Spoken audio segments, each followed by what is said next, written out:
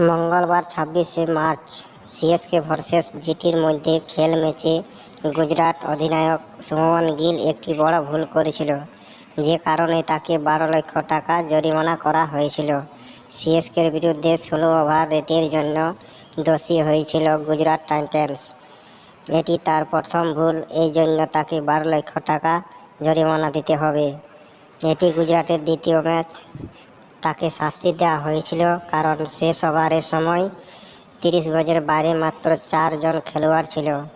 যদি ২০তম ওভারটি সময় মতো বল করা হতো তাহলে অধিনায়ক শুভমান গিলকে ৩০ গজের বাইরে ৫ জন খেলোয়াড় রাখা হতো।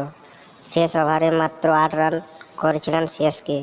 দ্বিতীয় ওভার দোষী প্রমাণিত হলে ৩০ লক্ষ টাকা জরিমানা করা হবে। এছাড়া তাদের দলের খেলোয়াড়কেও জরিমানা করা হবে ৬ লাখ টাকা বা ম্যাচ ফি ২৫%। তৃতীয়বারের মতো ১৬ ওভার রেটের কারণে অধিনায়ককে ৩০ লক্ষ টাকা জরিমানা এবং একটি লিগ ম্যাচ নিষিদ্ধ করা হবে। বাকি খেলোয়াড়দের প্রতি ১২ লক্ষ টাকা বা ম্যাচ ফি ৫০% জরিমানা করা হবে। আপনাদের যদি ভিডিওটি ভালো লেগে থাকে ভিডিওটিকে লাইক করে শেয়ার করবেন।